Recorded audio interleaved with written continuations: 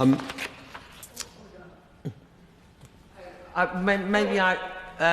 the Noble Lord could maybe clarify something. So, initially, those of us spoke suggested that possibly this amendment wasn't needed because digital ID was not an immediate issue that was going to be brought in as a single identifier.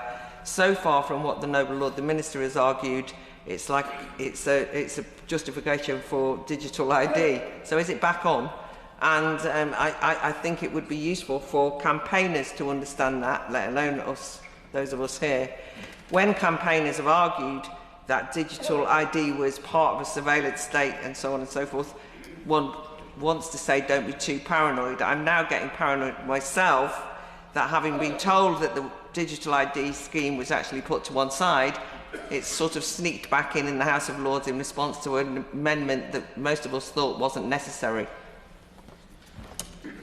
Well, I'm going to try and stay roughly on topic in terms of the amendment rather than turn this into a wider debate on the introduction of digital IDs, because I'm not entirely sure my briefing will cover all the points that the Noble Lady Baroness Fox addresses. But to be absolutely clear, we're not stepping back from the idea of introducing a digital ID.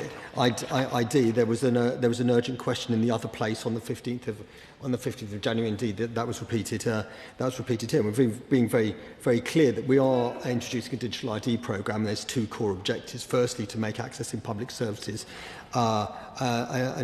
easier and to make the state work better for ordinary people, and also to aid with with right-to-work checks and catching those that are working illegally. So that is still happening. The mandate, to be absolutely clear. And as I say, there's a public consultation coming that'll obviously set out the scope of the scheme, and those who are wishing to respond will be able to respond in those terms.